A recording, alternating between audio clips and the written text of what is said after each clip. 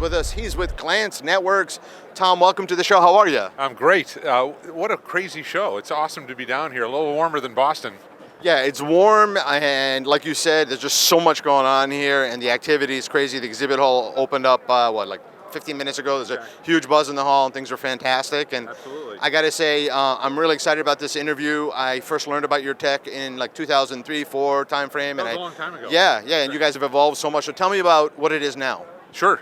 Glance is a visual engagement platform. We're focused in the enterprise space. Visual engagement is really about being able to connect with clients to be able to see, show, and share anything instantly. And when I say instantly, you've got to be able to connect within 5 seconds or less. And this is around technology around screen share, co-browse, agent video to be able to deliver that curated experience to really help drive revenue, to help drive completion rates, ultimately to improve the lifetime value of the customer. And what platforms do you run on? We run on AWS and Azure. We're all cloud multi-tenant.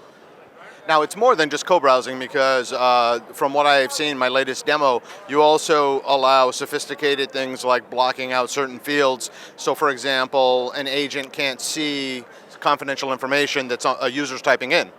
Yeah, so we're focused in the financial services space where privacy, security, really top of mind for these clients. So being able to sit there and take a look at how we deliver the technology in terms of do we capture information, is the data at rest or is it always in transit? Are there elements on a screen that we don't want to expose to an agent or an advisor? So the ability to mask sensitive information, prevent it from being transmitted across so that people can say, hey, I don't want the advisor to see a social security number or an account number. We have that ability to have those privacy or security profiles delivered within our solution. Now, how has customer satisfaction changed as a result?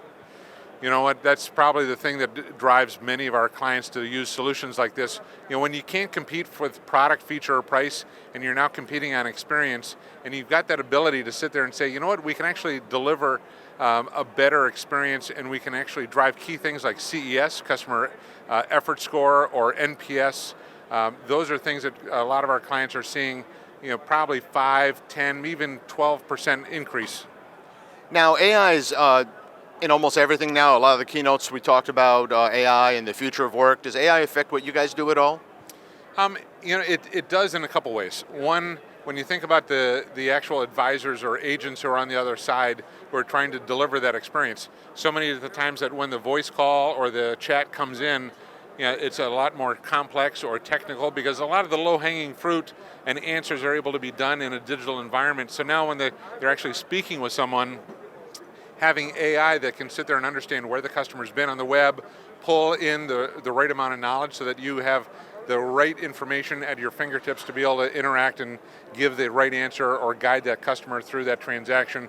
So AI can do those pieces, but also AI from the standpoint where a customer joins an experience and they're now on a journey, and you now have the ability to build what I call sort of that continuous journey where you may start with AI or a chatbot, but then you have the right way to escalate into a real human interaction. That's where we're starting to take a look at AI as a way to really seam experiences, so it's more of a continuous journey. Fantastic. When you were in my office, you personally showed me a demo of your solution on mobile. I was blown away. Can you tell us a little bit about how you work on mobile? Sure. We have a mobile solution that is a SDK that can be built into any app. It also works in mobile web. But if you're in a mobile SDK, we've built in things like two-way mobile video or one-way, voice, screen share, so that when a customer calls in or says, hey, you know what, I'm doing my taxes because it's tax time right now. I might be doing my taxes. I can reach out to somebody. I can click on a button, make a voice call in-app, connect with that agent. They can turn on agent video and be like, hey Rich, it's Tom, I'm right here. De-escalate that call, see the screen, guide me through those key transactions so that I can actually submit and complete my taxes. Fantastic. Now, what about channel? We've got at this show. There's a lot of MSPs, resellers, agents, etc. Do you guys sell direct or channel, or how does that work? We do a little bit of both. A lot of our product is sold direct, but we work directly with a lot of partners like Salesforce or Microsoft, where there's a great alignment with CRM players.